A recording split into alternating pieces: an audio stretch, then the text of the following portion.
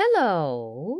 Before we start our journey back to the brutal winters of the Middle Ages, I wanted to send you a warm greeting to the dear listener. Whether you are ready to fall asleep under the quilt or just want to relax with a quiet historical storytelling, I'm so glad you joined me tonight.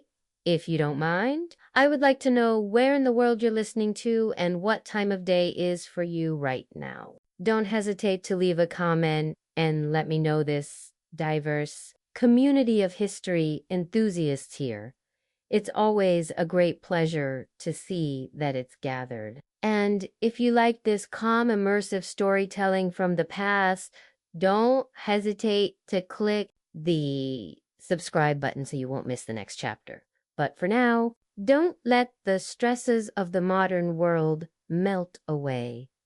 Let's allow it to very old times. A time when traveling back to a time where the icy claw of winter carries a great danger that most of us cannot imagine. The change of seasons brings not only discomfort but also a real fear of survival.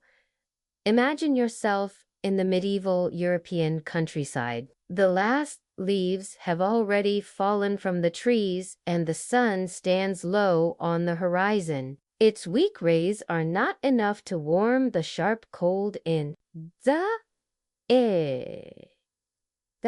icy fields crack under your feet, a light breeze. The first snow winter is coming, and for the people of this age, it means, first of all, one thing, difficulty cold initially seeps slowly, but will remain for long months. The landscape will soon turn white to rivers and ponds to shiny ice sheets at a time before the central heating and well-insulated houses that will turn. The promise of warmth is a distant dream for everyone except the richest. But of course, it was not always like this. Medieval winters were not always so cruel. It was not so unforgiving with the season. There was a time when the arrival of snow, which ran past with a more predictable rhythm, was met with acceptance instead of fear, but then something changed. The climate itself began to change. And it is known as the Small Ice Age that will last from the 14th century to the 19th century.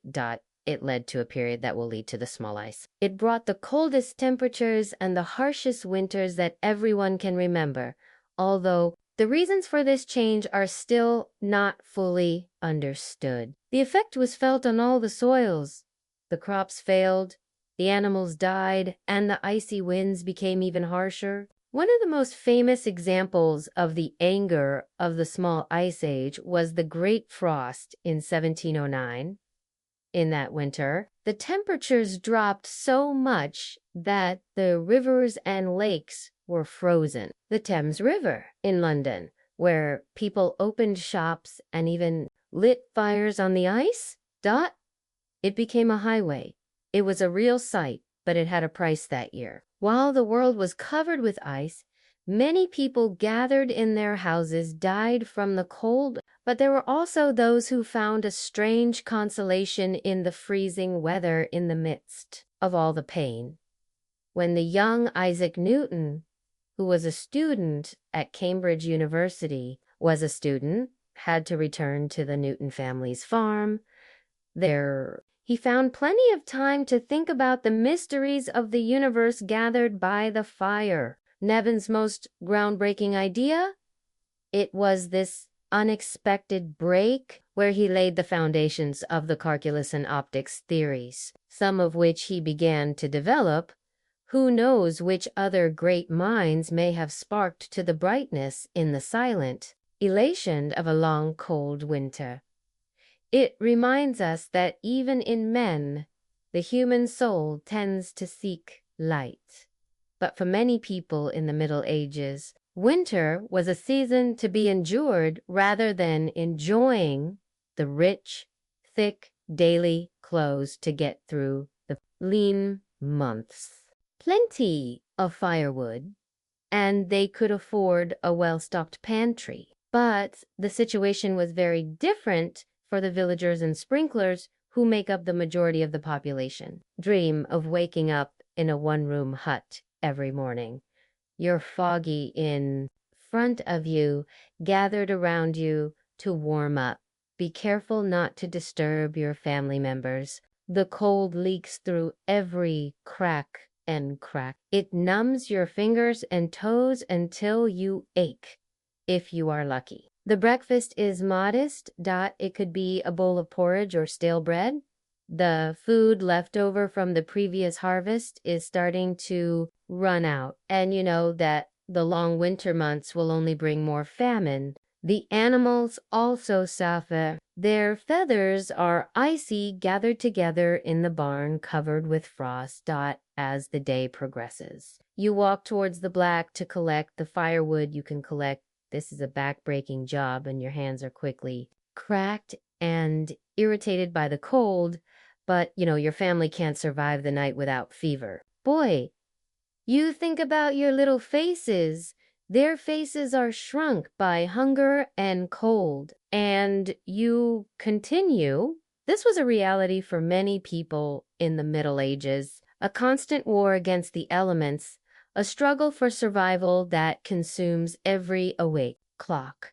And still, despite so much difficulty, there could be moments of resistance and even joy. You see that the medieval world was deeply connected to the rhythms of nature. The passage of seasons was marked not only by changes in weather, but also by a rich texture of rituals and celebrations, and that's why glowing of light could be found. Even in the depths of winter for a short moment, the rigid social hierarchies of medieval society were inverted. A peasant or serf was stoned as the lord of mischief for that day, this lucky individual. Drinkin' festival, he would preside over a noisy celebration full of life. But perhaps the most permanent symbol of humor of the medieval winter was a simple act of coming together in a world where survival often depends on the power of one's community. It had gained importance. If you wish, imagine a small village collected with snow. The smoke coming out of the chimneys mixes with the sky of the bird, and the bar is a sign of life in the manzira in the houses. The families tell stories gathered around the hearth, and the jay have they share food residues here. There is a sense of unity, a sense of common purpose against difficulties. Neighbors are walking in the snow to control each other. They bring extra firewood or a stew to those in need in the light of shaking fire. The faces have survived the past winters, drawn with fatigue, but also with a silent determination. And they will overcome this too. And thus, the long, cold months continue. The snow will rise, and this becomes thicker every day. But in the darkest depths of winter, there is even a glow of hope on the horizon, because the people of Middle Ages knew that spring would come again, no matter how cruel the season was. They watched the first signs with a sharp and experienced eye, the slight lengthening of the days, the softening of the soil under the snow. And finally, when Thor began, it was celebrated today with a joy and respect that we could barely imagine. The soil would mark the official end of the winter season on Monday, a day when a new job could begin in the fields. The plows that have been empty for a long time are removed, and separately it was blessed in the ceremonies of life. It was a symbol of the renewed cycle of life when the first gutters of the earth were cut. There was a tangible feeling of relief and gratitude in the air. Life was difficult, yes. Sometimes it was very difficult, but they endured the long darkness of winter, hunger and cold, and they survived the unknown uncertainty. The people of the partner Oripa clung tightly to the spring valley. And now, when the soil began to thaw and the green shoots were moving towards the sun, this promise was fulfilled. Modern ease and comfort are difficult to grasp in our era. resistance. This is the idea of facing such relentless challenges every year.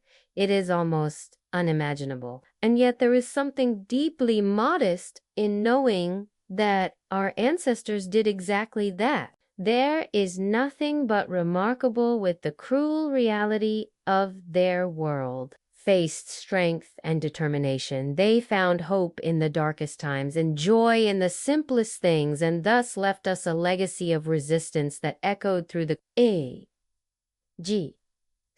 So next time I tremble on a cold winter day to remember those who came before you, be break apart, their struggles and victories, their sorrows and joys, and above all, remember the unbreakable human spirit that keeps them alive even in the harshest winters. Because maybe the greatest lesson we can finally learn from the medieval world is this. What is the night no matter how dark it is or how cold the wind is?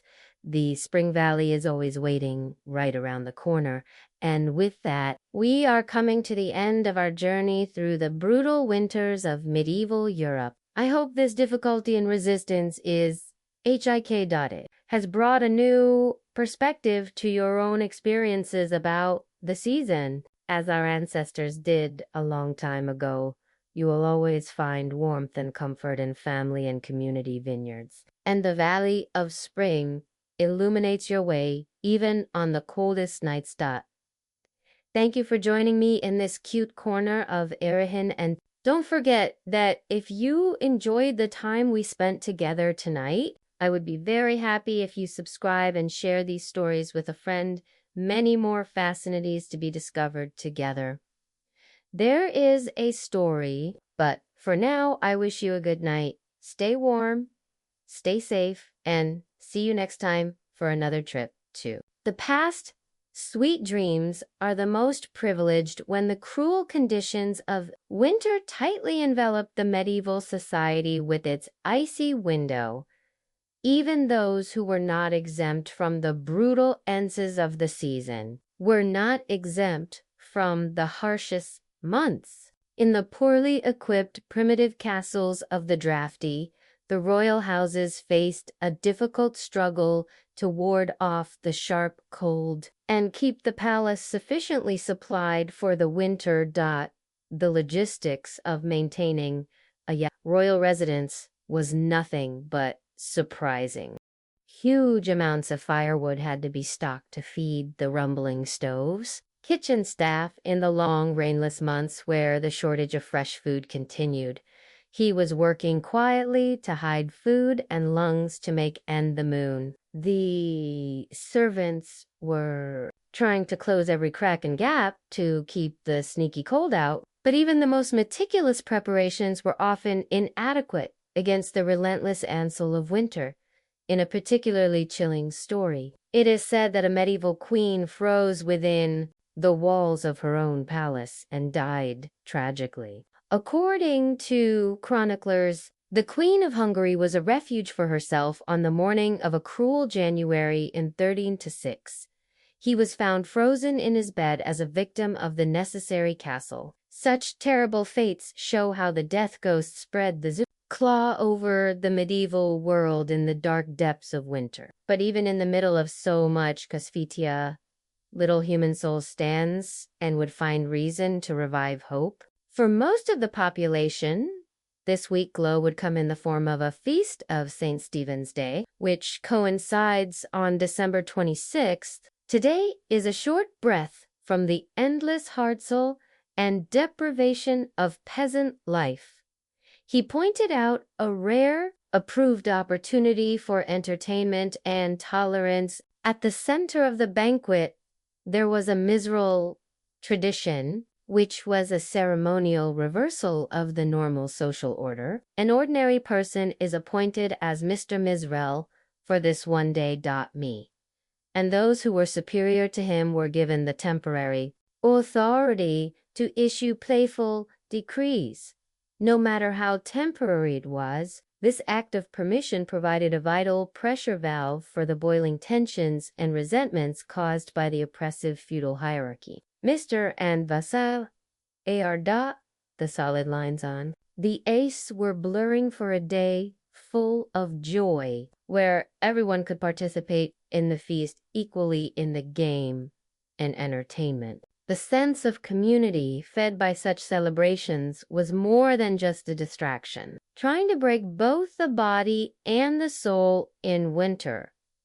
The brotherhood and goodwill bonds established during the Feast of Saint Stephen and similar festivities helped keep the population alive at the worst times. A chronic winter supplies dated 1377, the neighbors of two peasant families whose supplies were exhausted long before the arrival of spring. It tells the touching story of when they were about to die of hunger, they brought together their last worn-out resources to share a modest meal at the Feast of Aziz. This gesture of generosity and unity gave them the strength to withstand the remaining destruction of the season. Horse actions killed the essence of medieval society in winter. A helping hand extended to a frozen passenger or an extra log given to a trembling widow could determine the difference between life and death. Its aim has shaped a culture of interdependence, which often challenged the cruel stratification of the period, but even the warmest expressions of friendship and brotherhood. The relentless misery of winter cooled from the inside as the relentless misery of winter reached infinity. In the middle of the darkness, there was only a small glow of light and joy, a momentary breath before the gloomy and difficult walk of January, February, and March, as the provisions decreased. The bellies were hungry, and the cold passed even to the most carefully burned hearth. The spring valley in the distance, it seemed to be disappearing towards bloodlessness, and yet the year medieval society endured despite all the possibilities.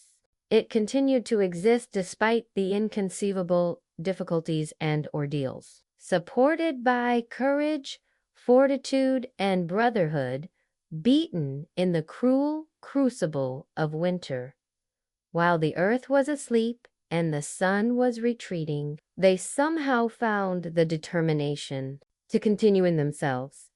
The first shy signs of winter's passage, the slight softening of the freezing air, the gradual lengthening of the day, and the strengthening rays of the sun. We can only imagine a flood of deep relief and joy that welcomes the hopeful son of icicles. After months of uninterrupted struggle, the image of the first lost wars of the season against the light and life forces of the season processed the tired land. It should have seemed miraculous to the end. No day would have been more welcome than the traditional beginning of the agricultural year, which coincides with Monday, that is, the first Monday after the Epiphaniad in early January, that even if the deepest difficulties of the winter had not yet left their class. Agriculture's ritual preparations of Monday offered a concrete talisman of hope and an assurance of the absolute relaxation of winter and the return of spring. Snow and frosts slowly retreat while the newly connected traction tools leaned towards the first timid falls of freezing clouds. Medieval people dealt another blow to the retreating domination of winter and declared his stubborn insistence against the whims of nature. We in the modern world dot with our well-stocked pantry, with our heated and electric blankets, and our resistant infrastructure. We can barely grasp the enormous fortitude needed to withstand the uninterrupted brutality of the medieval winter, the impositions of the season, the temperature-controlled bubbles of our event, if it seems daunting to us now. Think about how incomprehensible the real winter pain should be. And yet, while complaining about the minor ailments of a postponed flight or an entry into a rain-clogged business, The end of our ancestors would better think about the indomitable misery they experienced in the frozen months. Your Bule, what kind of resistance and determination reserves they had to resort to just to survive. Their ability to create celebration and backheading moments in the midst of such relentless deprivation mode Dern seems to be almost superhuman to the sensitivities that they not only endure the destruction of winter, but that they find light particles in the darkness that includes everything. The fact that they find light particles in the name of a dozing soul in all of us is corresponding to us after months of continuous struggle. The image of the first lost wars of my men against the light. And life forces should have seemed miraculous for those who cultivated the tired soil. If the agricultural year is the tradition of agriculture, which coincides with the first Monday after Monday, that is Epiphany in early January. It was not more welcome than its beginning. It heralded the recent dissolution and reawakening of the soil, even if it has not yet left the deepest difficulties in the grips of winter. Agriculture's ritual preparations of Monday is a concrete talisman of hope and cutoff in winter. It offered an assurance of its relaxation and the return of spring, while the snow and frosts were slowly retreating. The newly connected traction. Tools lean towards the first timid falls of freezing clouds. The medieval man to the retreating domination of winter. Another blow struck in the modern world. We have centrally heated and electric blankets, well-stocked pantries, and we can barely grasp the enormous fortitude needed to withstand the uninterrupted brutality of medieval winter in our resistant infrastructure, the imposition of the season, even if it seems daunting to us now from the comfort of our temperature-controlled bubbles. Think about how incomprehensible the real winter pain should be, and still the little discomfort of a delayed flight or a commute to a job clogged with rain, while complaining about it. It would be better if we think about the incommensurable misery of our ancestors in those endless frozen months, what kind of resistance and determination they had to apply for reserves just to survive in the midst of such a relentless deprivation. Celebration and their ability to create moments of friendship seems almost superhuman to modern sensitivities. Not only do not withstand the destruction of winter, finding particles of light in the darkness that includes everything, it corresponds to the name of a soul who dozes in all of us, EC. Next time we feel that our modern discontents are starting to bother us, maybe we'd better take our mind back to the icy immense of our ancestors to remember those who came before you, your own sleepy courage and ambitions. Let's try to embrace the opportunity to touch their RV. And let's not forget to think of those who have fought only with will, friendship, and immortal hope while curling up in our warm beds with gratitude. Era life has returned to the familiar winter rhythm. The lucky ones have retreated to the small warmth of smoky sheds and draught mansons. For the less artists, winter meant a constant war with nature to survive. One of the biggest challenges of winter. In the congested and unhealthy living conditions of the time, it was a constant threat of disease in which epidemics could spread like a fire. The common suffering was a common suffering that required fortitude, but more serious diseases were also following the population of vaccines. Or in a period when there were no effective treatments. He was a terrible enemy who caught young people and old with colds, with fire and pain. Epidemics could destroy all communities. The winter of the White Period was especially cruel. There was a type of Ilapa who died in Istanbul alone. There was another insidious killer who hunted for those who were weakened by hunger or other diseases. Even the royal family could not survive the destruction of the winter disease.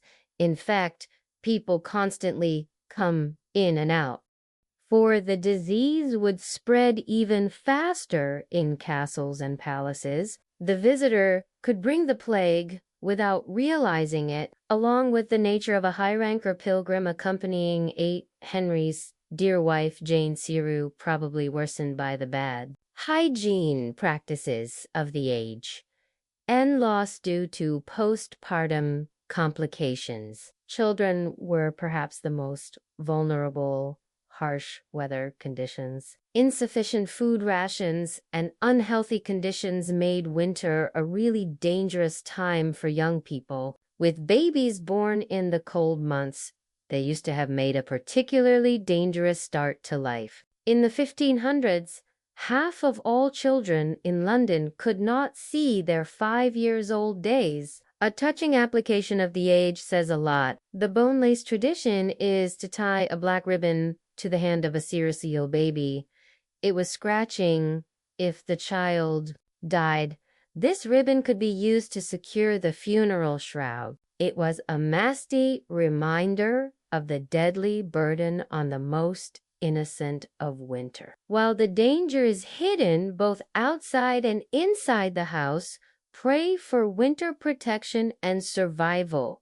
It was the moment for those who had limited opportunities. Even basic comforts such as shelter, food, and warmth could not be underestimated. The icy claw of winter poverty was cruel and merciless. Firewood was with strict laws that regulate the collection of logs falling from the forests. It was a valuable commodity. A peasant family could try to get a makeshift dried manure and a weak temperature gathered around the fire of hay. The trembling animals would share the existing heat by blowing their breath in the freezing air. The salted meat was reduced to a special source of livelihood, consisting of dry peas and rough bread. The abundance of autumn harvest was a distant moment, and the first timid green of spring was still months away. Looking for nutrients in winter, nettle is as durable as garlic and mushrooms. It meant scanning the barren scenery for food. The scarcity of fresh vegetables in winter caused some very gloomy dinners. A typical oat fire, peas, beans, salted pork, and if they're lucky, some gathered greens for flavor. An obani may contain onions, tasteless and boring, but it was enough to keep body and soul together until spring. For many, even this unattractive monotony was an unattainable luxury. Storms, droughts, pests, and other disasters can destroy food stores. 1315 could have put all regions in crisis. The Great Famine of 1315 was a chilling time, especially caused by the constant heavy rains that rot the crops in the fields in northern Europe. Contemporary calculations reduce the reduction to eating dogs, horses, and even human meat from hunger.nen draws a creepy picture of desperate people. It was said that parents drowned their starving children as an act of mercy. The bodies filled the streets and fields. It was too much to be buried properly, this famine violence and scale. Although it is remarkable in terms of local crop failures and food shortages were a constant threat, a medium flap diet would walk on a thin rope between livelihood and hunger, knowing that things would probably get worse before they got better. Beyond the basic survival, winter was affected in every aspect of medieval culture, leisure time, religious worship, and even crime and punishment carried the distinct mark of the season. The pure difficulty of barely maintaining its existence in the bitter cold has been colored in every aspect of life. Reduced socially, it was time to trust the winter family and community ties and withdraw in the cheerful meetings around the log led to calmer endeavors where travel is dangerous and the sunrise is scarce. People have fun on long dark evenings, and they were copper in them for wealth. The reed lights and the flickering light of the oil candles illuminated the sewing, weaving, and carving scenes. Empty hands were seen as the devil's game plan. Diligence was more necessary than virtue. Prison in winter. At least such lucrative activities. It was providing plenty of time for the literacy. Winter was lucky to curl up with a good book, but this was a pretty club at the end of the 15th century in England. A modest tradesman library, a Bible, an hour book, and maybe some cheerful jokes, and Robin Hood could boast of its stories. Only the rich could meet the flashy, illuminated volumes that bibliophiles value so much. Literate writers usually read aloud for the benefit and fun of the whole household. It was time to share the precious stories of cheaters and starless lovers, the nightly news of King Arthur and his court. The midwife who helps to carry the listeners far beyond the immediate limits of the winter shelters with its complex plots of events and noble themes. They were favorites. More unhealthy entertainments also served to revive the boredom of the winter days. Gambling with dice was a popular entertainment, mostly led to heated discussions and empty wallets. The crackling of bones and the crackling of the dice. Most of them were T-A-V-E. It would echo in the R&A and the great hall. Fortunes would be gained and lost. It was a common winter entertainment in drinking beers. Me and the fermented comforts of wine would help increase both body temperature and mood. Public houses would see a great trade. Friendship, fun, and departure from the sharp cold. The demand for me and other wines would increase. Forget the cold as a last escape in search of complete saturation. Drunkenness often leads to looser tongues and lower inhibitions. Was triggered by rude songs and a fight or two from time to time. Winter was also available for silent reflection and spiritual reflection. The church had a great influence on the mind of the Middle Ages, and winter was the time to approach the god. Agricultural affairs. When prayer was run, prayer could have been devoted more time to prudence and good deeds. The traditional birth games and performances of the Christmas period led to more serious worship as winter deepened. Religious people withstand harsh conditions as a sign of their devotion and devotion. Arak could make pilgrims to holy places. Others would spend hours in churches silently reciting rosary from cold and thinking about their eternal souls. Charity was also an important winter value. Giving charity was seen as a Christian duty. The army offered a plan for 7 bodily compassion. Generousness, giving drinks to the thirsty, house the homeless, dressing the naked, visiting the prisoners, comforting the sick and burying the dead, the little person in the time of famine and difficulty, of course. The hardness of winter sometimes revealed the worst aspects of human nature as despair emerged. The crime increased and the possibilities of theft increased, with people spending more time inside. The medieval justice system was insufficiently equipped to cope with this seasonal lawlessness increase. Cases were usually postponed until the weather improved, which would lead to an increase in attacks and other violent crimes. It would have caused rotting in humid and crowded prisons. Fines could have been heavy. Fines, whipping, and even executions could have been given to those who were found guilty. But despite the gloomy realities of winter, the indomitable human spirit can stand They found joys and moments of joy. The Spring Valley in the distance kept them alive on the darkest and coldest nights. The prolonged days of February brought a pleasant breath with the feast of Saintly Valentine's Day on the 14th. This ancient begun fertility ritual is a celebration of love. It was embraced enthusiastically by the converted medieval people. It was a glow of warmth and compassion in the heart of the depths of winter. The tradition of making names for lovers on Saintly Valentine's Day was well established until the 15th century.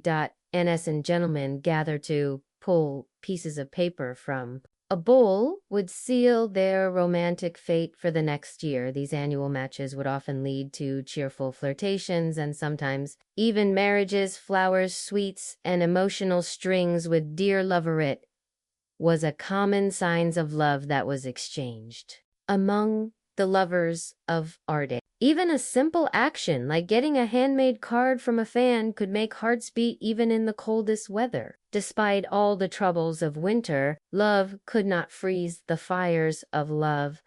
While the Feast of Lila's Day was passing on the big abstinence, the hardness of the season intensified, but there was a feeling that the worst was left behind and the brighter days were approaching. While the snowdrops and crocuses stretched out their fragile heads through the frost, the icy rain of winter was finally provided concrete proof that it was weakened during the Middle Ages. The relentless cycle of the seasons shaped every aspect of life, and no season left a more solid mark than winter.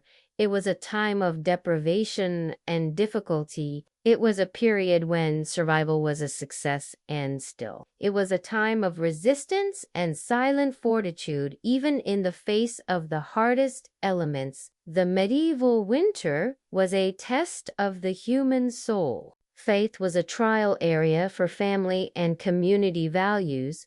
It may be a perfect scene, as the postcard, but the realities of the season were not pictorial at all. But this snow, ice, and deprivation pit also beat a remarkable person of courage and endurance to the worst conditions winter could offer to the Middle Ages.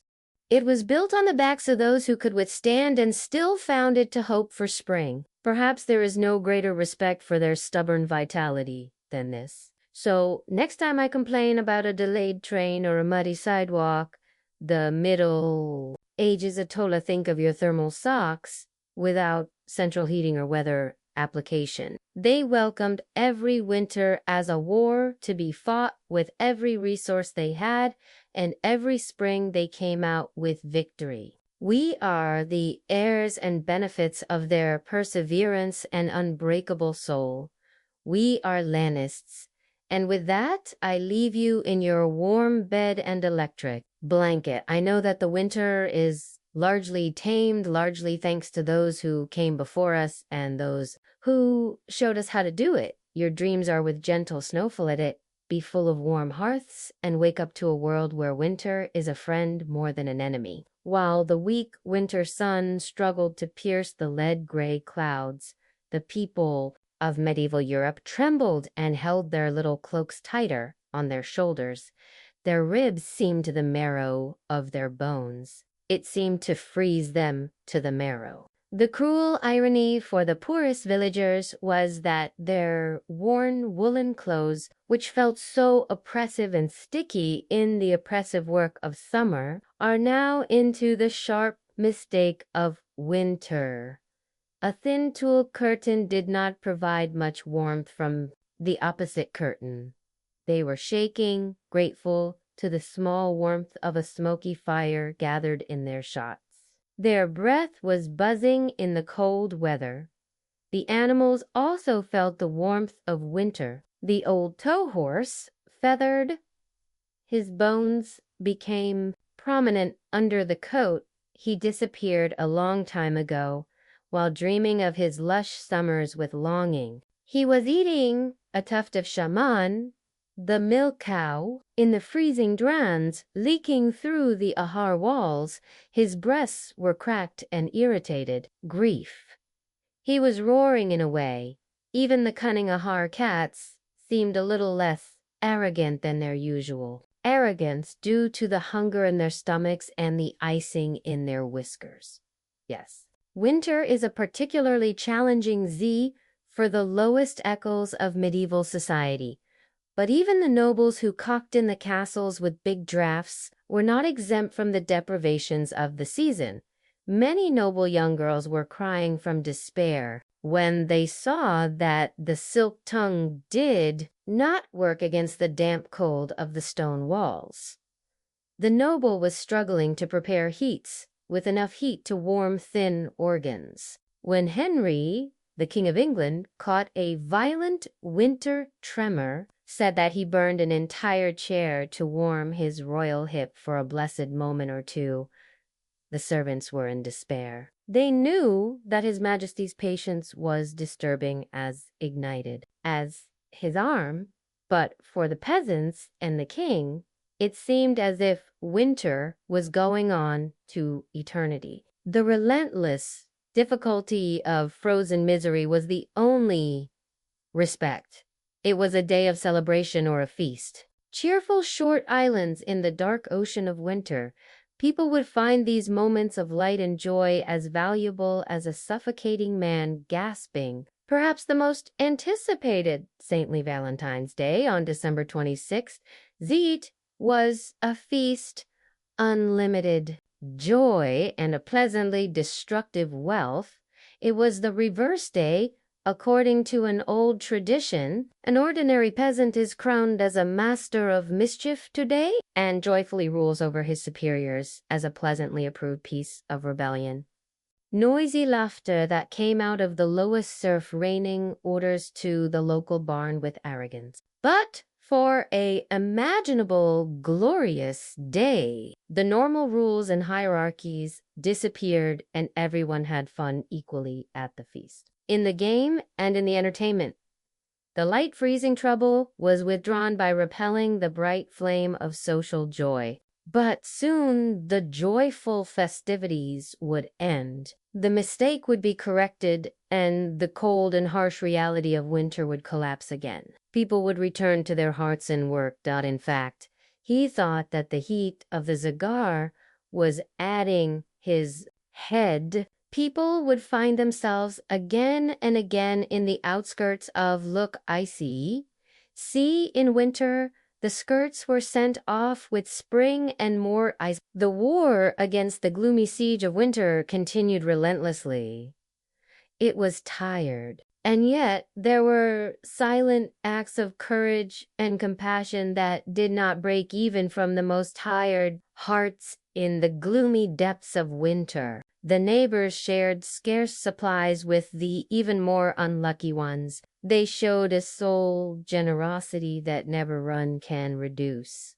It is said that he trembled on a long walk towards the house. When asked why he left his only defense against the cruel cold, he only smiled coolly. Human kindness, the warmth of, is a fire that never goes out. He said, such a sacrifice, such a nobility of soul, was a secret weapon that medieval people armed against the relentless siege of winter, because winter froze their fingers and toes, but they could not touch the invincible summer that reigned forever in their hearts. That's how they endured. So they resisted. They achieved victory against the harshest seasons on their own way. The first green bums of spring were not just a pleasant sight. The determination of human will. No matter how dark or cold it is, it was a vivid proof of the indomitable soul that could survive any winter, while curling deeper under our warm electric blankets. Maybe we need to remember the hardships and triumphs of our medieval ancestors, because they became the heirs and beneficiaries of a resistance that still warms us today in their stubbornly refusing to submit to the capricious wry of nature in their endless wars against the elements. They have become the heirs and beneficiary of a resistance that still warms us today.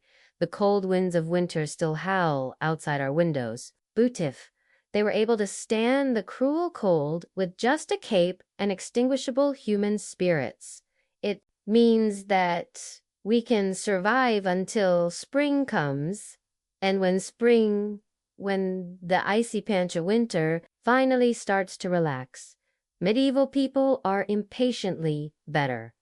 He was waiting for the weather to return, while his bellies, which were endured in the freezing cold that lasted for months, were rumbling with small winter provisions. Now, as the sun stayed in the sky for a little longer every day and shone over the melting snow, there was a reason for celebration in all lands.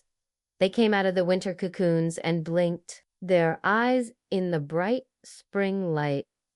The bears woke up from hibernation. The children gushed out of their homes and enjoyed the fact that fresh bints were felt on their faces instead of the sharp bite of the winter wind. They ran among the RS. They admired the leaves of the first brave crop that came out of the melting soil. In the fields, farmers were impatiently for the soil Monday, the traditional beginning of the agricultural year, which coincides with the first Monday after the Epiphany in early January. They waited. It was marking the moment when this soil was soft enough to start to be plowed. Pulled horses and oxen would run on the plows and decorated with wreaths and brightly colored ribbons. A parade was held on the village streets, church bells with the passage of the regiment. It was a festive start to the growing season ahead. While the chimneys were spraying smoke once again, there was a tangible sense of relief. They were no longer clogged with snow and ice. The threat of freezing and disease disappeared with snow piles. The light was wrinkled with anxiety from the stress of survival. Now it was wrinkled with smiles full of hope. Soon, the spring and summer products would replace the tasteless preserved grains and hard cheese that barely kept them alive for long, dark months. Modern be perhaps. It is difficult for us to imagine how important this seasonal change is from the flow. We can complain about muddy roads, or we may grumble to lose an hour of sleep with the summertime application. But the arrival of spring for our medieval ancestors confirmed life. It was nothing but the cruel attack of winter. It meant that they endured the cruel attack of winter by warding off hunger and disease. One year, the skeletal trees once again turned green. The inner food felt by the medieval people as the heat and light returned. Nidden was an external reflection of growth and renewal. Part of that enthusiasm still echoes in living medieval folk songs and poems that celebrate the sweet return of spring. An English song with joy, loud sing cuckoo, grow at seed and blowed meat, and spring at the wood declares a new sing cuckoo, which is roughly loud. The cuckoo the seed grows, the meadow opens, and the forest sprouts again. Loudly means the cuckoo, pure, unsuppressed. The joy is simple, but it carries with an evocating rhyme, so it's medium. Let's take a moment to appreciate the tremendous fortitude, resistance, and joy of living that our age ancestors had, despite the most difficult conditions that can be imagined. They survived every winter by gritting their teeth and with the bonds of their communities. And the spring sun and the sounds of birds, when he finally broke his oppressive silence. They had fun knowing that they had won the oppression of nature once again. They had fun from the bottom of his heart while curling up in our warm beds. Perhaps half-mouth complaining about the cold outside our windows. The snow turned into mud. It would be better if we think of those very old souls who welcome the brutality of winter with a determination and the joy of living that should lower us until today, which opens the shutters that breathes of relief and allows the spring air to enter. When we meet with our bookmarks, literally or figuratively, let it be a reminder if they were able to get out of the depths of winter's deprivation with such reckless enthusiasm. Then we can find springs of hope to keep us standing. Don't dissolve next day. The wife will return and we will come to the light once again. Our voices will be united in the echoing chorus of Lauchen Ku. Snowstorms and sharp frosts continued to torture the ground, but the medieval man had a stubborn resistance. The darkest deep in Winterhaven, in the Siars, they found ways to help each other to withstand the storm. The neighbors shared the winter provisions with the unluckiers. With the unlucky intensity they had, they alternately hosted collective meals, the villages, with the old widow. She appointed young men to check them. She brought them firewood and repaired her makeshift huts. Such a widow was Agnes. She was an old woman without a family to take care of her. Her bones hurt violently in the cold and her hands trembled while trying to open fire. He was tired, but he almost lost hope in vain. That his door was knocked, a vigorous village boy. His cheeks were fried by the sharp wind, just where a hug of wood, but also a bag donated by other villagers. We have provisions and a piece of salted dum. He brought meat to Tom, while lighting a rumbling fire in his hearth. His eyes of gratitude flowed from Egna's wrinkled face. A warmth he had not seen for weeks infiltrated his fragile body. Such acts of generosity were very common on these dates. Rich and even nobles, out of enthusiasm. He was not exempted. Lady Margaret, the wife of the local count, was known for her charity flooding in the winter. Although her castle was well stocked, she insisted on sending grain and canned and food wagons to the poorest villagers in her husband's area. Some nobles laugh at it. The villagers were not very better than animals. They used to say, why should they waste good food? But Lady Margaret was closely dependent on her Christian duty in taking care of the unlucky, especially the Lady Margaret shit, the pence supplies.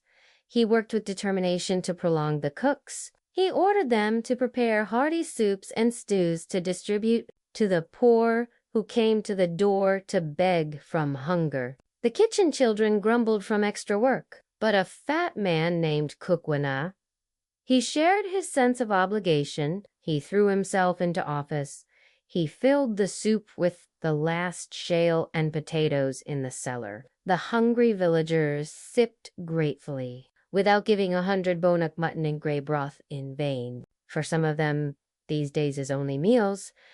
It would be as the winter got longer. Even Lady Margaret's coffers began to run out. She quietly began to sell her jewelry and ornaments to buy more supplies from neighboring towns. Her husband preferred to look the other way, respecting the religiosity of her wife, even if they were worried that they would be vulnerable to difficult times. The monasteries played a role in helping those who suffered in the church. The monasteries opened their doors to the poor and the sick and provided a basic bee consisting of a warm bed of hay and bread and beer to sleep. Are served daily food. Some even run primitive hospitals to treat frozen and desperate patients. Monks saw this as their sacred duty, as a way to imitate the self-sacrificing affection of the Christ. The priest, William Monastic Hospital, he was a young novice in charge of taking care of patients. Although the images and smells of the disease and decay made him sick, he forced himself to scoop the broth into the mouths of the elderly without teeth, and to change the bandages of inflamed wounds soaked with pus. He prayed sincerely for the power to withstand strawberries and wished that his position in God's life would protect him from the worst destruction in winter, because winter was the great equalizer that knocked down the rich and poor with his eyesight. Of course, the rich have thicker daily socks.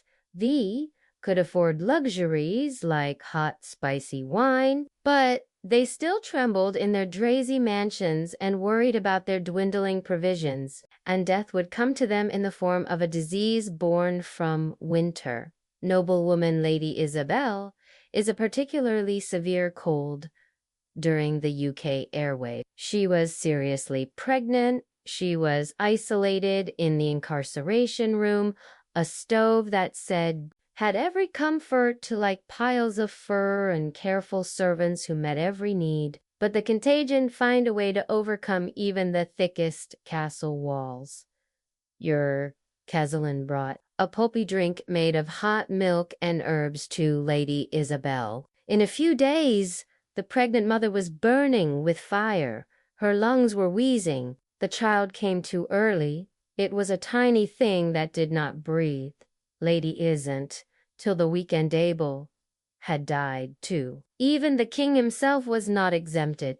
The king, who was a religious and kind soul, 6, Henry, would have suffered endlessly from the suffering of his contacts in the terrible winter of 1433. Royal doctors, cinnamon and ginger to fend off cold humors to him, Tony he prescribed, but he still sank into a deep melancholy. Even if they put his hands in the rumbling stove, he couldn't warm up. Some of them whispered that it was God's punishment for Henry's weakness as a ruler. In fact, seasonal depression is the most powerful king. It was a disease that could hit anyone from the lowest serf to the lowest serf. When the days began to gradually lengthen and the tightly clamped fist of winter finally began to loosen, people left themselves to imagine spring. Soon the soil would dissolve, and the scaffolding they prayed that the first shy buds would appear on the trees. The big wheel of the agricultural year could start to rotate once again in the earliest days of spring. In the first Monday after Epiphany, the medieval people celebrated the Soil Monday with this frost. It was when the first symbolic groove was to be opened. It was a hopeful sign of the crops to come. The village men darkened their faces for luck and paraded on muddy roads with their plowshares kept high in their fields. They were rough to wake up the sleeping ground. The people said that then the dance, there was a hearty food and a lot of drink for a month. This is a promise. It was a covenant that the dark days of winter were past and brighter tomorrows were ahead of them. The same infinite cycle was played at every level of society. Dukes and countess in the big halls of the poets played a cheerful melody, and the couples were thrown into a lively folk dance fried with the optim of a new year. The king also held a large banquet for his palace.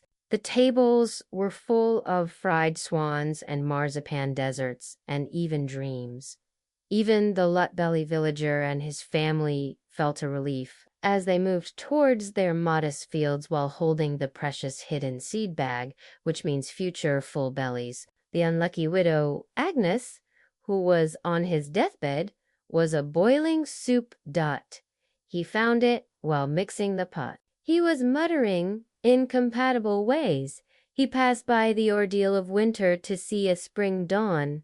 Thank God, winter was cruel.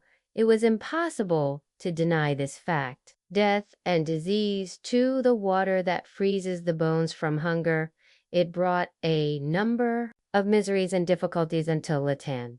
But it was also a time when the true resistance of the medieval people and the social spirit shone while looking at the gloomy cliff in winter with generosity, courage, and even with a celebration that challenges They understood that winter is an inevitable part of the big cycle of life, and the best way to beat the cold is to close in and stand together. So while you gather under your comfortable quilt tonight, maybe your exorbitant eating bill thing of your medieval ancestors while digging a little ice from the grunt or your windshield.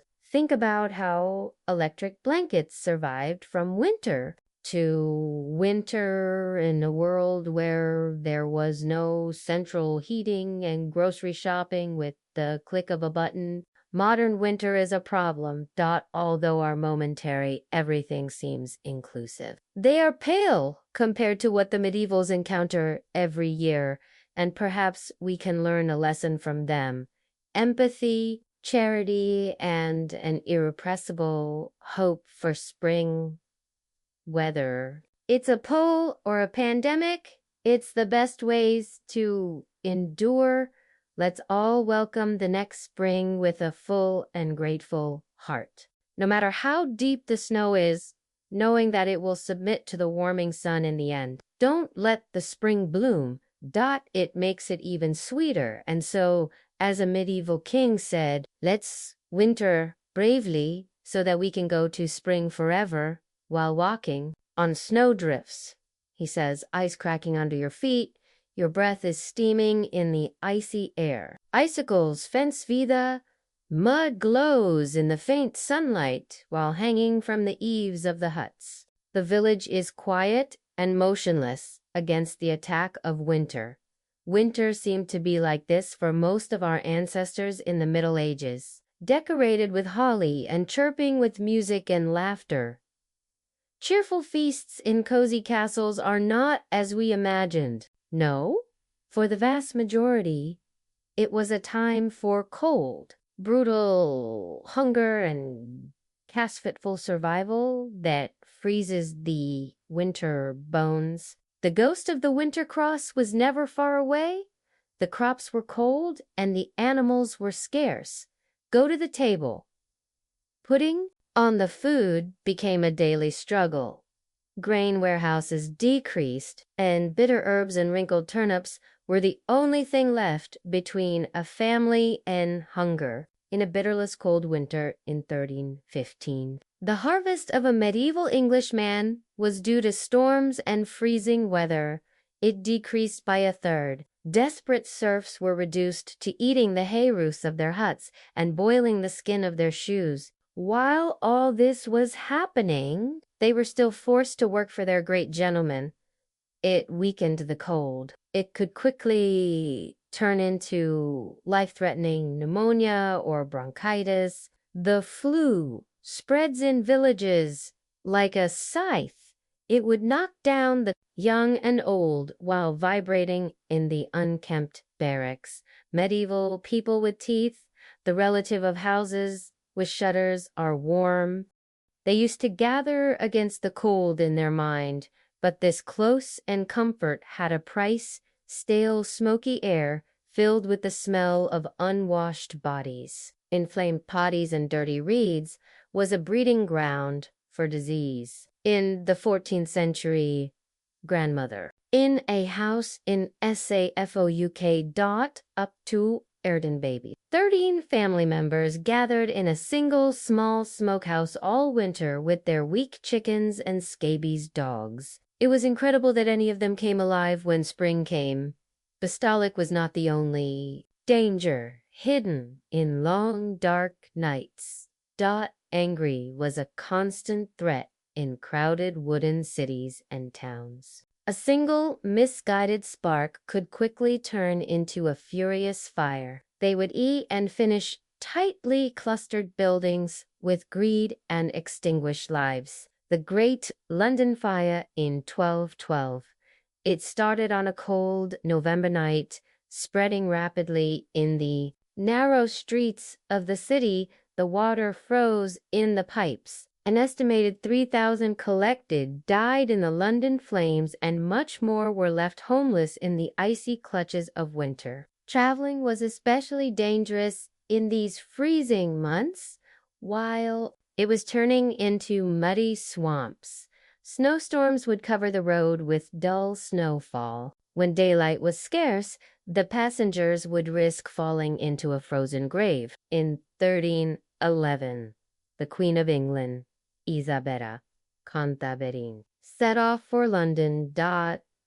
As the winter darkness of the wet day deepened, the party lost its way, and the pregnant Queen cried a lot from fear and fatigue, and they wandered desperately until the morning. The winter attack was no less cruel for the working animals. The horses and oxen eat scarce winter.mle would become weak while pulling the logs and loads in the snow. At the depth of the knee, the smoke coming out of his jaws would steam in the icy air. The freezing was blackened. The cracked nails and the wheel arms would be affected in the same way. But no, in the gloomy depths of winter, Middle Ages people used to find particles of light. St. Stephen's Day, or Boxing Day as we know today, was the time of charity and goodwill. While the charity boxes in the churches are overflowing with offers for the poor, the gentlemen are cold and hungry. Hearty meals for tenants. The tradition of mischief brought a destructive festive spark to the darkest days. He was crowned as a low-ranking peasant clown or deacon king, and the board would preside over the cheerful rebellions full of drunkenness, role changes, and mischief. It was a temporary upheaving of the Zen, despite the deprivations and dangers. The hope created by the medieval winters lasted in a way engraved into frozen breaths and undoubtedly expressed as sincere prayers for the survivors of the weak and sick with food. The fact that rain lasts until spring is the hope that the light and heat will overcome the cold, which once again shrinks. So this winter complains about plowing the driveway while cursing the thermostat or waiting for the bus. Think of those who came before us, our medieval ancestors. Think about how they survived from winter to winter with very little of the comforts we often underestimate. The silent courage they exhibit in the face of winter's cruelty is perhaps the greatest lesson they can teach us. If we never know their names or most of their stories, we can also appreciate the greatness of their struggles and find inspiration from their endurance that led them to brighter days. The sharp cold continued these rains and turned the landscape into a crystal wonderland if the land gave to its inhabitants. If it weren't for Orla, it could have been picturesque. The snow ash gray fell nonstop from the sky and covered the countryside with a suffocating white blanket. The Eichels were hanging like daggers shining from the eaves of the peasant shuts and large mansions. The fences were offering only a temporary relief from the piercing cold. The smoke from the precious flames burned the eyes, and the fence and mud were stuffing the lungs in the closed, stuffy air of the huts. Bodies gathered together for the warmth, people and animals together. The pungent smells of manure and unwashed meat were mixed with a unique middle winter perfume. But for some, this suspicious comfort was a luxury that they could not even afford. Scarce food stores were dangerously thin, and their stomachs were constantly with hunger pains. Most of the poorest people would get by from rough bread and fine porridge. They would pray to survive to see the spring. The ghost of famine was walking around every house, from the low-ranking serf to the high-ranking gentleman. None could escape the deadly claw of winter, even those who were crowned in the drafty stone castles, which inhaled the cold and gave out a relentless humidity. The monarchs trembled under the piles of fur. The kingdom households required a tremendous amount of firewood and supplies to survive the long winter months. Shame on the kingdom that did not plan. According to a narrative, a Bohemian princess died from the cold in her bedroom. Her death was a chilling reminder that wealth and status provided only partial protection from the elements. But for a peasant family, and losing a loved one with an icy scythe in winter was as predictable as cruel as it was cruel. The disease contributed to the enormous balance of death of the season. Hunger and diseases and fires in communities weakened from close range are like a wildfire. Smoky air of the barracks and the ubiquitous dirt actiers made them more vulnerable to infections. Medieval doctors could do little with their useless treatments based on superstitions rather than scientific. Snow piles and dangerous roads with ice increased the troubles of winter. Only those who were desperate or reckless would dare to go away from the comfort of their homes in the darkest months. Traveling any distance is an ordeal, where one will throw themselves into one's own danger. The cars of the street vendors were empty. They deprived the isolated villages of the goods that announced the need. The tithes and taxes did not gather despite the discomfort of the stream lords and the clergy class. And it's a shame for the army that had to organize an expedition on the snowy roads. His supplies were stretched and worn out in the cold weather. The winter of 1407 witnessed one of the most surprising military successes in the Middle Ages. He was born from the necessity of this brutal winter war. Fearless Welsh rebel leader Ovig, the future king of Henry V. He faced his powers of fame in the high mountain passes. The men of Glen, accustomed to difficult conditions, drew a trap in the middle of the snowstorm that blinded the British ranks, who were desperate with their heavy armor, dispersed and fled. Many of them froze to die. The striking victory that de Glyndŵr has won in winter as much as his Welsh combat talent has been living in legends. The winters of medieval Europe have been often marked by countless life-taking and destroyed famines. Food shortages when the cold is prolonged and the spring planting is delayed. It was followed by a bad famine of 1315 to 1317, a spark caused by an unusually wet and cold spring that rotted the nets in the fields in northern Europe. Successive crop failures over the next 2 years of a large part of the killer. The price of bread in England jumped 20 times the normal cost. The poor started to eat grass roots and even tree barks. Desperate garbagemen dug graves to cannibalize the dead. The population of cities such as Ypres and Bruges in modern Belgium is estimated that 10% to 25% of the people died in the French Tree City. A citizen wrote in his diary that the poor ate dogs, horses, and other dirty things. A heartbreaking narrative from the Chronicles of St. Mary's Monastery. Combined with the extreme in illness, it tells the fate of a hungry woman who is imprisoned for stealing a loaf of bread. The woman is pregnant and hungry, but the baker was not going to give her bread, so he stole a loaf and caught. The judges were not going to forgive him, so he was hanged. While he was dying, the baby fell from his womb in front of the public's eyes. The child was screaming on the ground covered in blood, but no one wanted to touch or save him, and the baby died. Soon where he fell, the famine, finally 131 at 8. When the weather became favorable again and the crops began to grow, it eased. But the hunger ghost followed the soil to collect a gloomy harvest at the slightest difficulty every winter for medieval people, winter until spring. Although there was no direct terror,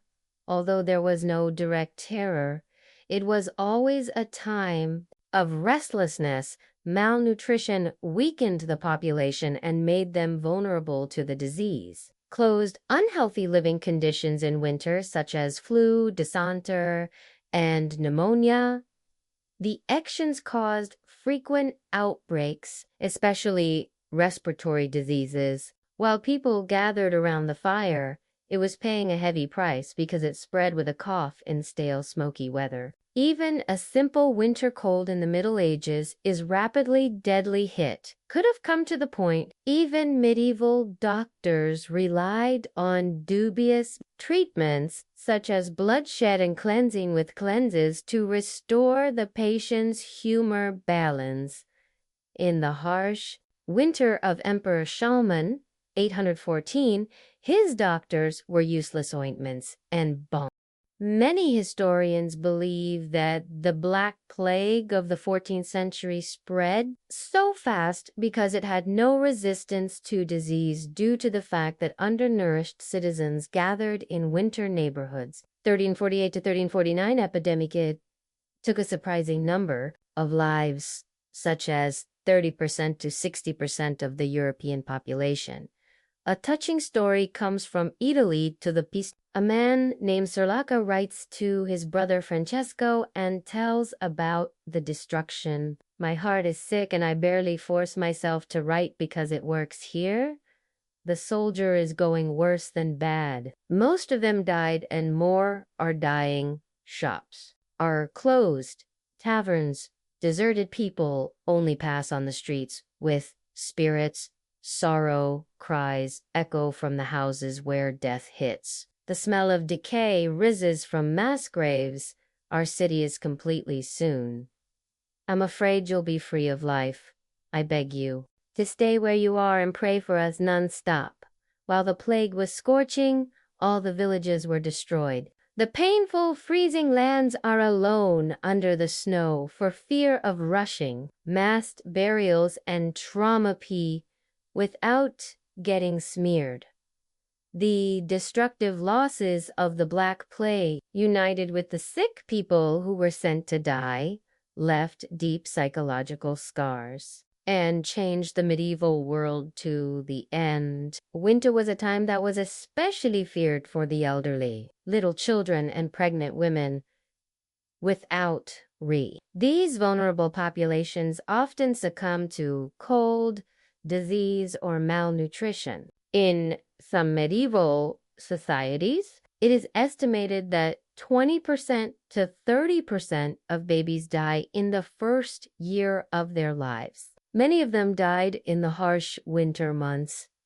Pregnancy and childbirth complications, which are aggravated by the conditions, costs countless mothers and babies the lives. The dangers of winter births are depicted with the humble story of Matilda, the 12-year-old daughter of the King Henry of England. In the winter of 1120, from France to England, it was on a ship called the Outgoing White Ship. The ship hit a rock and quickly sank Matilda and sent hundreds of other passengers into the freezing waters of the English Channel. Matilda barely escaped from drowning by riding a small rescue boat. But then the river, which was still in the water. Wise brother screamed for William when the boat came back to get William. So many desperate people tried to climb inside. It became Alaboro and threw Matilda back into the cold waves' eye. The young girl who is pregnant with the king's first child, along with the others, is said that his grieving father loved this news and never laughed again for the rest of his life. They are very old and very young. They were always in danger during the gloomy winters of the Middle Ages. Even if they managed to get rid of the disease and hunger, fall asleep, they could have froze to death without the glacier hats and glaciers we have today. The winters in the Middle Ages would be accompanied by violent snowstorms and devastating floods. In 1216, King Joe of England passed through a swampy region in eastern Anglia called It is claimed that he lost his crown jewels while running away from the enemies who rebelled against his Europe. Joe's belongings row was swallowed by the rising tide fueled by violent storms. It is claimed that the king survived his hair, but priceless jeweled crowns and ace. His treasure, including a disappeared into turbulent waters, never to be seen again. John died of dysentery as a broken man a few days later. Some historians believe that the loss of crown jewels was the last blow that sent Hasakon to the grave. Winter storms often meant disaster for coastal communities beaten by hurricane winds and huge waves. Anglo-Saxon chronic records a terrible flood that hit England on November 11th on the day of St. Martin in 1199. Major flood of sea came along the length of the land and spread so far as no human has ever remembered and suffocated many towns and countless people. Another flood that occurred in the North Sea on January 16, 1219, completely flooded the low. Horando Goju killed more than 0 people in an era without early warning systems or emergency shelters. The population was completely at the mercy of the elements. The only thing all medieval people could do was the greyhound of hell outside the icy floodwaters, and the wind was fired houses. It was to pray for salvation when they were like dogs. The harsh winters also meant an increase in fires because people would do everything they could to warm up. The members give a chilling narrative again. A terrible fire broke out on the London Bridge and spread so quickly that before it was extinguished, a large part of the city, along with the St. Paul's Church and Canterbury Cathedral, and many other churches and Javi, the power of the wind that burned and the violence of the flames carried the beams and lead plates, burning from the roofs to an extraordinary distance. Surprising to see that most of the buildings were made of wood and tightly squeezed together. Medieval cities were such a gunpowder bastard, a spark that deviates from the road or a overturned candle, especially while the strong winter winds make the flames rabid. It could shoot an unstoppable hell. People run away from the narrow, winding streets while their houses are burning behind them. Often the coasts on their backs. There are countless tragic stories where families are separated in chaos without anything but disasters. Children are crushed and people are stranded and burned alive. Considering the limited firefighting technology of the age, the only thing citizens can do is flames. It was to throw a bucket full of water or snow and to pray for the wind to change direction before the whole city burned. Destruction was approximately completely possible. It would leave thousands of people homeless and poor in the middle of winter. But perhaps the biggest danger in modern winter is great K-storms were something that did not require floods or fires, sometimes simple, inevitable. Life was a precedent with immediate code. Modern central heating and thermal fabrics in our world, it is difficult to imagine this. But in winter, the moisture that freezes the bones and the constant darkness is average. He was an enemy with very little defense in the age, while only smoky fires and piles of fur were there to keep the cold away. The winter cold would work to the depths of the bones of medieval people. Arthritis and rheumatism were common diseases. Pain is more and more every year that it was getting worse. The limbs slowly numb, then they would darken without freezing. Pneumonia and the flu would spread at close distance, as if the cold was consuming all the energy and vitality that had seeped into the soul. 6th century English monk Gilda. His work on the destruction of Britain, he paints a gloomy picture at night's long and dark days, gloomy and cold weather bite with evil. Icy explosions are covered with bones. Everywhere is covered with snow and frost. It's time for great pain for people and animals. The whole world is dead and frozen. The claw of a freezing hell winter was a time of fear, marked by a hopeless feeling that the heat would never return. Especially for the elderly and the weak, people would stack each piece of clothing on top of each other and gather together to warm up. But the cold still came in.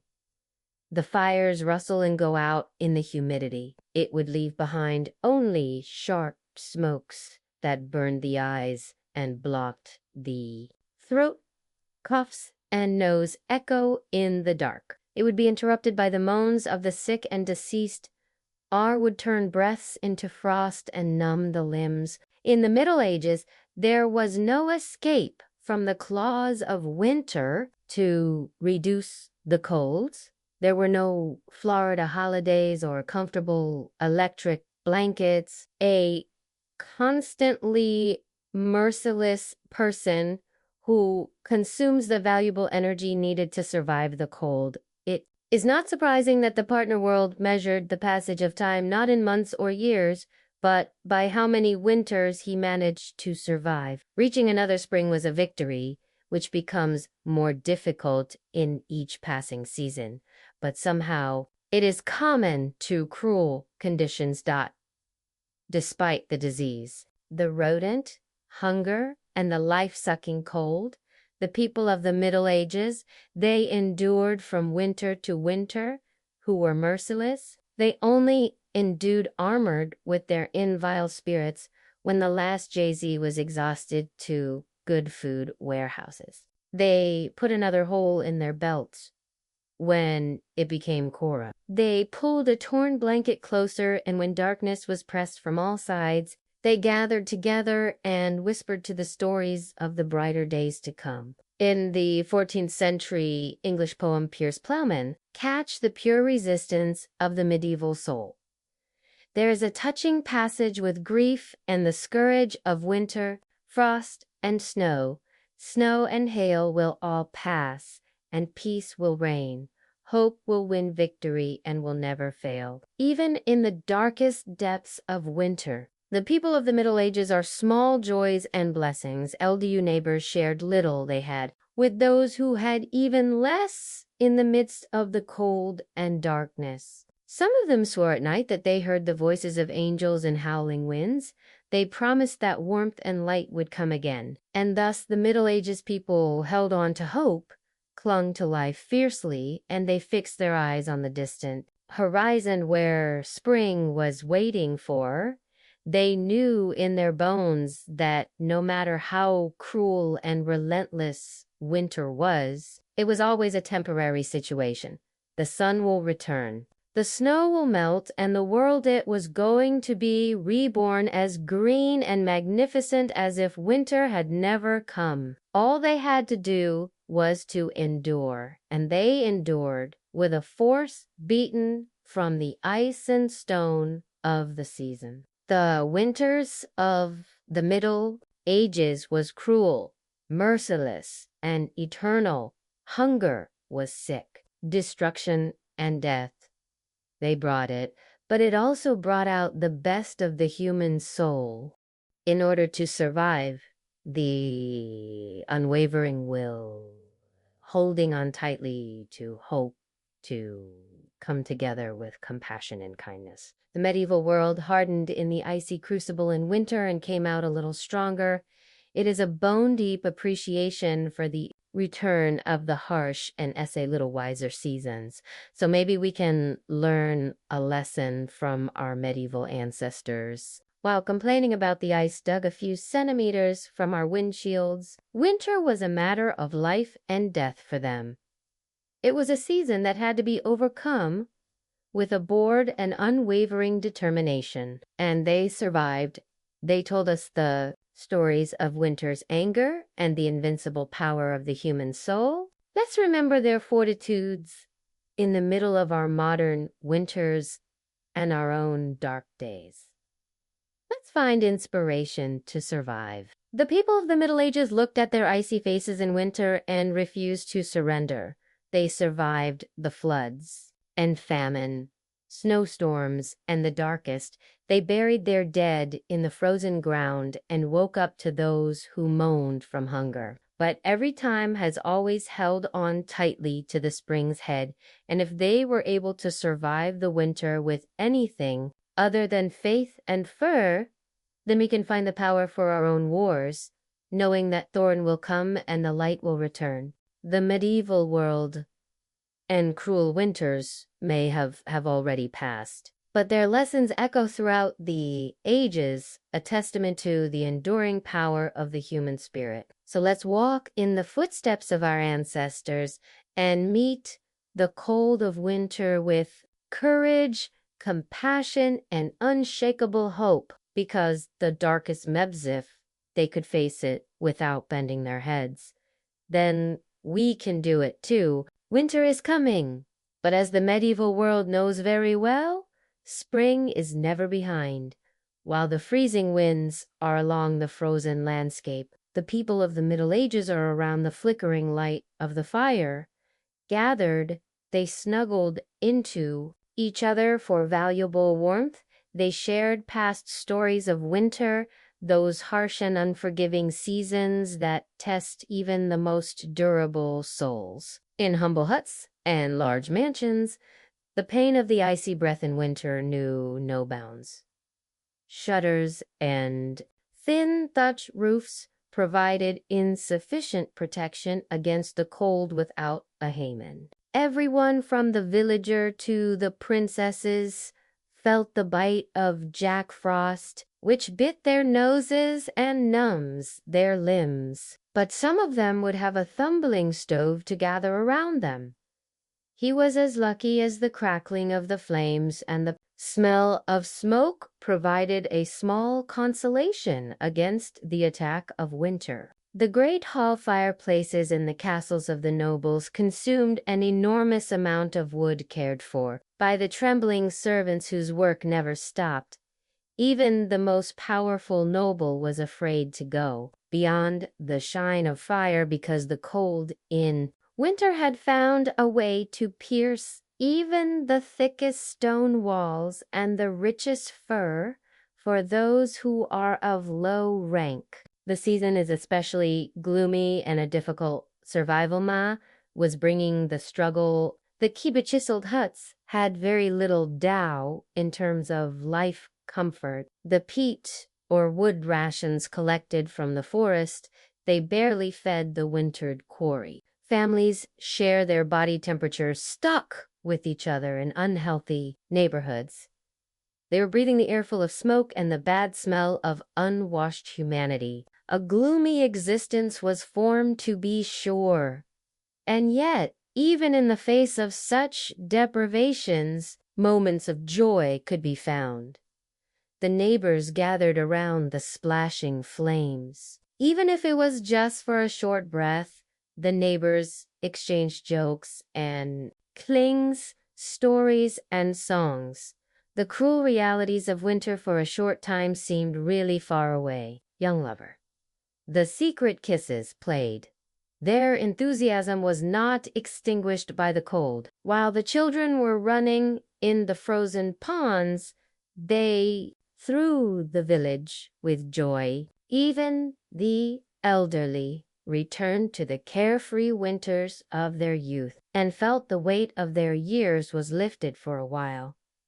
Such cheerful intervals were even more valuable because of their rarity. Thoughts against the relentless and unforgivable attack of winter turned into empty stomachs and hunger for the rodent, which is the constant friend of the poor in a short time. The abundance of spring, dreams, fields, snow, E.G.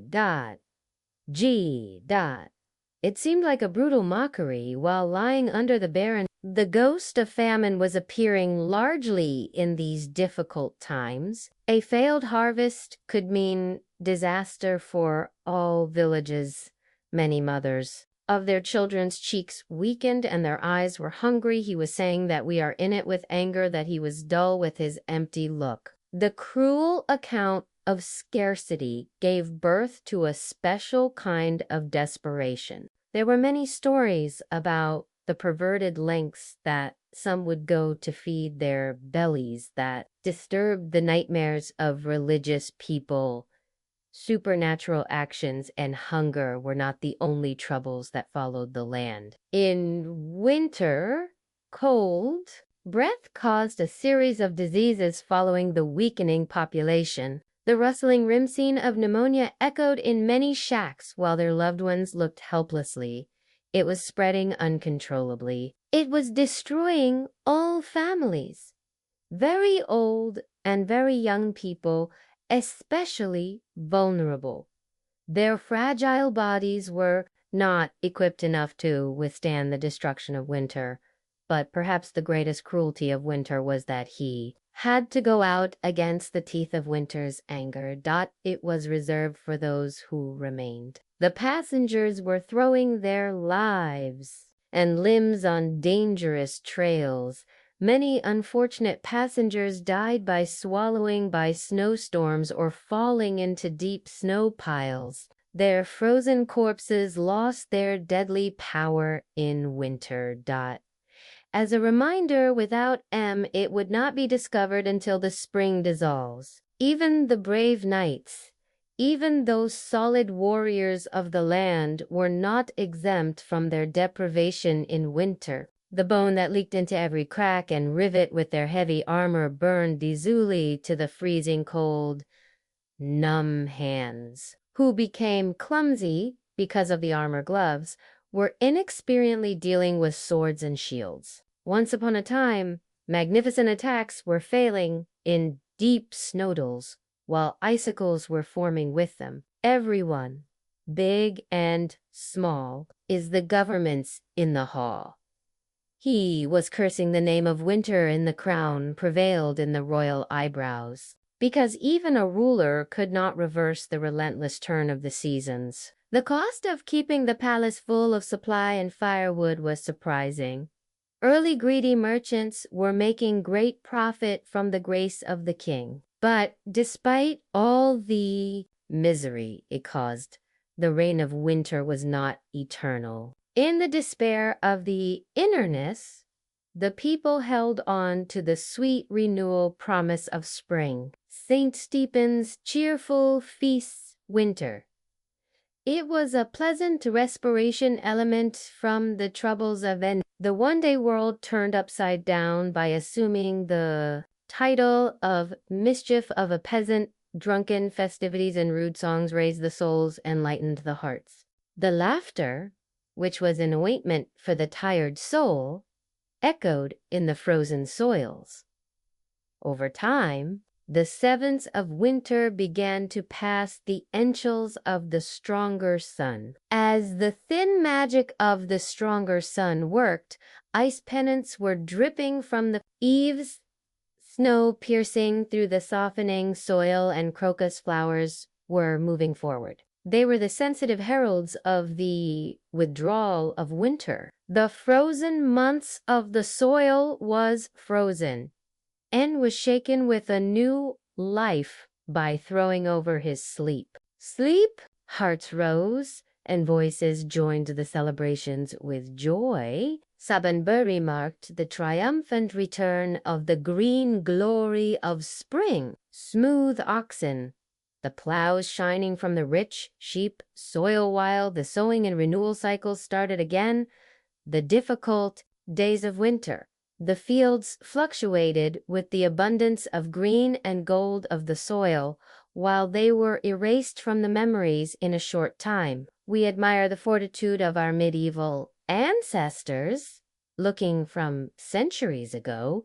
Cruel winters they mercilessly endured with a stoicism born of a year obligation. The power of their souls and the unbreakable bonds of their communities were the secret of their survival in the face of unimaginable difficulties. So they found pockets of hope and the honor of humanity.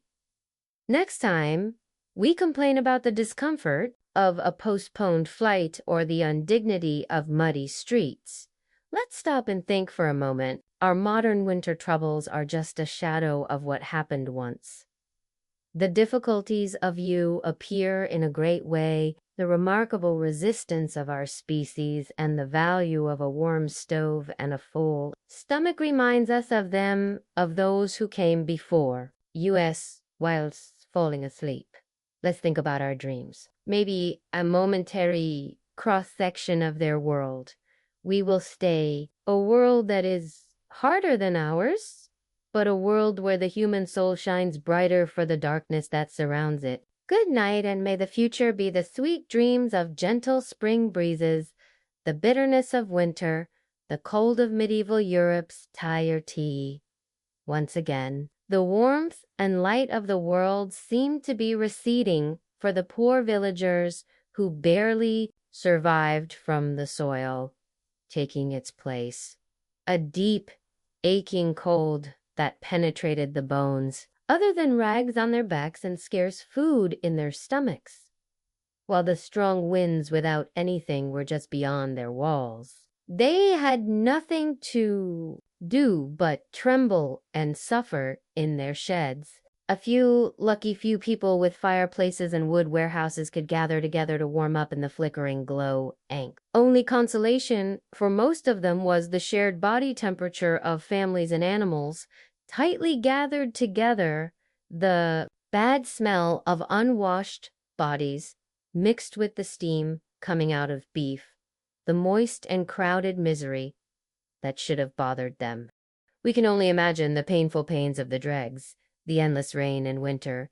It was a miracle that anyone from the other side came alive. But even the highest-ranking nobles, despite all their thick fur and great feasts, the season is iced. It was not exempt from the seizes. Large medieval castles with high stone walls and cave-like halls would be like a giant refrigerator in winter. Cold floors up, from ceilings down, even the strongest roaring stoves would be insufficient to expel it. There are stories of royal winter troubles that will cause the down to tremble with sympathy. In the 15th century, King of England, for Edward's wife, Queen Elizabeth, is rarely said to have died by freezing in her room on a freezing night. The records are vague and very decorated, although a narrative is wrapped in heavy robes and furs. It claims that the poor woman succumbed to the deep cold and was frozen like a board in the morning. Whether the story is true or not, even for the most privileged in winter, the kings and queens could have avoided the rodent hunger and unhealthy conditions of their luring king to balls. But in some ways, the dangers of the season were a great equalizer, after all. The royal family could not rule the elemental. He couldn't live without a V. The cold had found a way to enter even the most luxurious medieval bedrooms, and so as the days got shorter and the nights became darker and freezing, the whole of medieval society was preparing for the annual annuity of winter's anger, from the lowest villager to the highest gentleman. There seemed to be a gloomy endurance on the people. Grain and salted meat warehouses were checked again and again to know that the only way out was to advance. It is being whitered, and heavy wool clothes were worn with a stoic expectation. This is the only spark of joy and hope in all the gloom. It came with the Christmas festivities surrounding the feast of St. Stephen's Day on December 26th. A few days cheerfully, normal, social order joy. He was turned upside down. A mischief lord was appointed from the peasantry, and he was given the authority to preside over a show full of banquets, dances, games, and general mischief. their faces to the girl, due to the pressure of bodies filled with beer and wine and the efforts of the festivities. At a short, bright moment, the common people could forget the long deprivations of winter and get excited with the joys of life and the community exuberant celebration scenes that broke out in the halls and public squares. Imaginable noisy laughs, red pipes, and violin, while people were jumping happily on a spinning kaleidoscope of color and joy. For once, the serfs and noise merged freely. The usual lines of class and position were erased with goodwill and the spirit of friendship. Maybe their eyes are full of stars. The mischief man, who is a villager, has published great statements and ridiculous edicts that please everyone. This mischief and Saturn's explosion must be something in the middle of the gloom. But, as with everything, the festive season is only a temporary left. It was the clan, it was the eye of the storm, when the log became embers and the last drinking garden was emptied. People went back to their hearths and freezing darkness, the joy and mischief of St. Stephen's Day. The short, brilliant reign of the brain. By squeezing it tightly, it turned into the work of survival once again when it slowed down in a frozen way. While the soil was frozen and could not be processed, the only thing rural villagers could do was to close inside and pray for salvation. Shortening days and long nights, it stretched out like a big cliff where there was no escape. When they were deadly, they had to have fallen into despair because they would not be able to feel the kiss of the warm breath of spring on their faces gathered in their rough shelters again. But even the most brutal winter was forever can't last, and indeed the first green shoots of the new life were stretching upwards under the frozen soil, waiting for their time in the darkest days and coldest nights for hope and those who held on to each other. Thor would come back to the sun, to the sky. It was going to return. The blood in the veins would accelerate. The world would gradually pour its grays and whites for a greening riot of colors. In the soil Monday, which was the first Monday immediately after, the soil could be processed again and the big wheel of the agricultural year was squeaking. People would act again, blinking their eyes at the faint but collected light of spring. They would go out weaker and deeper, tired but alive and satisfied with it. The fields were plowed, seeds were planted, flocks were taken out to grazed in new aught, AKS.R, and all the joyful dance of life would start again. But this hadn't come yet. For now it continued to beat the cruel heart in winter, and the people of the Middle Ages strengthened themselves once again to withstand their icy rains, the smoky shed from their rough woolen cloak. They took the comfort they could get from the scarce food warehouses they carefully stored from them, and most of all from each other. In a world full of difficulties and dangers, they stood together, as always, where it seemed to crush life from the bones of the season. The gentlemen and the villagers were waiting for the spring. That would definitely come one day, waiting for spring, which would definitely come, as young and old, trembling young and old. And so they gathered in the dark and cold, listened to the grieving howls of the wind and the moaning of the ice. Long winter G. They told the stories they could to spend their dreams and woven dreams. Maybe they dreamed of a future where the winters were gentler, the stoves were warmer, and the stomachs were fuller. The next generation of their trembling hands and frozen bones, they held on tightly to the crumbs of light and hoped they could build for. Or perhaps just at that moment, knowing that even the longest winter should submit to spring. The human spirit should submit to such cruel conditions. Ma and the power to maintain faith in the brighter days is truly a miracle that welcomes every bitter winter as an indomitable enemy and not to feel a wave of admiration for the fortitude of our medieval ancestors emerged year by year to welcome spring on the other side. No. So let's take off our hats for those old gentlemen and villagers who suffered a lot but endured even more. Modern, centrally heated, and optional grocery deliveries may be easy to underestimate the difficulties they experience in our world. But on a hot yacht, while we fall asleep, maybe let's think about those medieval masses and admire the power that keeps them alive, waiting for the light to return from winter to winter, often in a cold and dark world. Such a permanent hope and resistance are extinguished.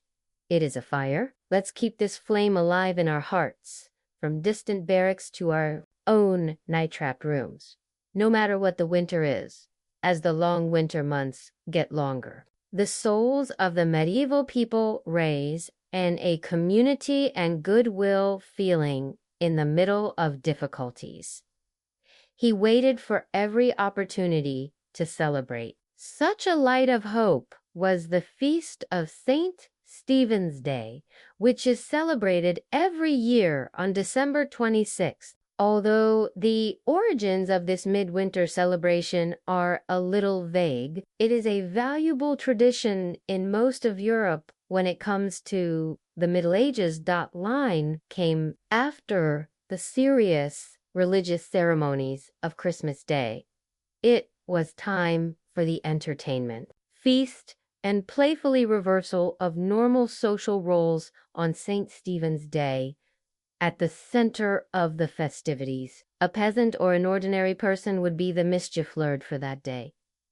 There was a miserable tradition where king would be appointed and the power to command social superiors would be given. This light-hearted upheaval of the status quo provided a much-needed evacuation valve for the harsh class tensions that normally dominate medieval life. He was presiding over a festival day by leading noisy mockery on the street, starting mischief, jokes, and ordering everyone from gentlemen to workers to have fun together, while poets, jugglers, and clowns performed their professions. Games of chance and skill entertained the crowd. Rough, funny sketches called recreating legends and folklore stories with wide, exaggerated strokes, sarcastic javelin tasting, and ridiculous court trials evoked laughter. Winter AJ, pleasant breath from the narrow reacts of the pussy. Of course, no medieval celebration could have been completed without a filling feast on the day of St. Stephen. The mischief lord could insist that the rich provide food and drinks for the whole community, which is everyone. It was a philanthropic breed that fed goodwill and friendship between them. Traditional fried pork. Heads, served with a large fanfare from goats and chickens, was the main dish of the feast. They ate dry and heavy minced meat with spices, pites. While serving a treat, the bowl of wine was flowing freely. Everyone was raising their morale. The ringing laughter and live chats in the halls, while rising over the stormy winter outside. We can almost hear the difficulty of winter for a short and bright day. They stayed in the background. The community came together in joy and friendship. When the feast ended and the festivists returned to their hearths, they carried the warmth of the festivities with them. A cheerful firelight from the dark, the ark they can trust like a shield, knowing that they have names and neighbors, and knowing that even the most jealous of them can find moments of laughter and joy. They definitely supported their souls for the difficult days ahead and somehow the winds of winter are a little less violent. The icy windows are a little more Marit, seemed that their bellies were full of good food and their hearts were full of friendship. The Feast of Strephon was a timely reminder that even the deepest darkness of winter would submit to the first hopeful moves of spring at the end. The essences stretched their fresh green stems and delicate white flowers from the melting mud. That courage was impatiently scanning the appearance of the small flowers. Their arrival is the good news that the long night of winter has melted at the end and the rebirth season is approaching. They were happy to see the first clues of the color and vitality that returned when they had been in an icy white silence for so long. The medieval villagers returned to the rhythms of the agricultural year with a new step. The big wheel began to turn once again, while the animals that woke up from hibernation were taken out to the pastures that started to grow again. The farmer ran to the plow. He was eager to drive his team to the softening soil. The first Monday after the Epiphany, which coincides with January, was exactly B. For this reason, the soil began to be known as Monday. It was marking the moment when the soil could be processed again after this winter frost. It was starting the work of a new farming season. The plows that were hidden during the winter months were taken out, and the cheerful sob in the fields, artesi, was blessed in the regiments. If the Plogners were going door to door, they collected food, beer, and small coins. All of them gathered around the common fields of a village accustomed to weather in anticipation of future work and harvest. Their faces are pale with gratitude, but it is a gathered maw. We can imagine that it has turned into the sky, that has turned into Avaya. They are preparing to bury the first hopeful seeds in the receiving ground with hoes and picker sticks in their hands. They are preparing to bury an act of belief that spring will conquer winter in time. While a child held it tightly in his wrinkled hand, showing them how to plant the peas, just like his own grandmother taught him in the springs of a long time ago. The younger child was chuckling with joy while a chubby worm curled out of the soil.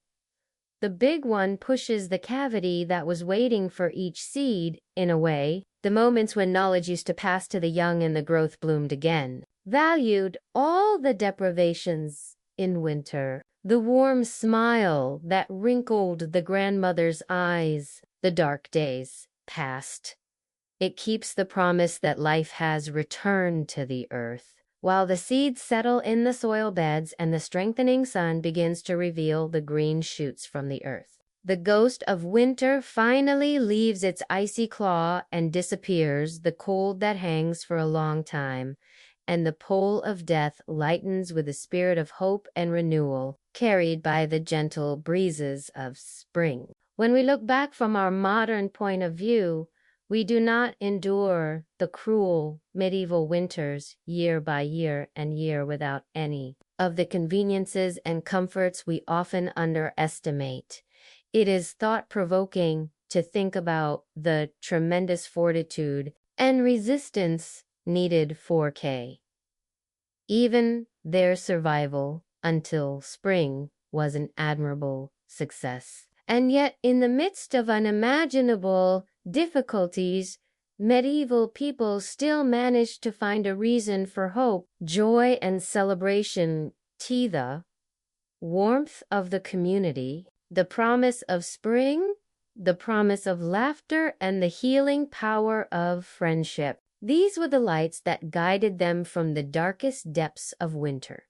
Perhaps while curling deeper under our comfortable quilts, they are easily isolated from the cold.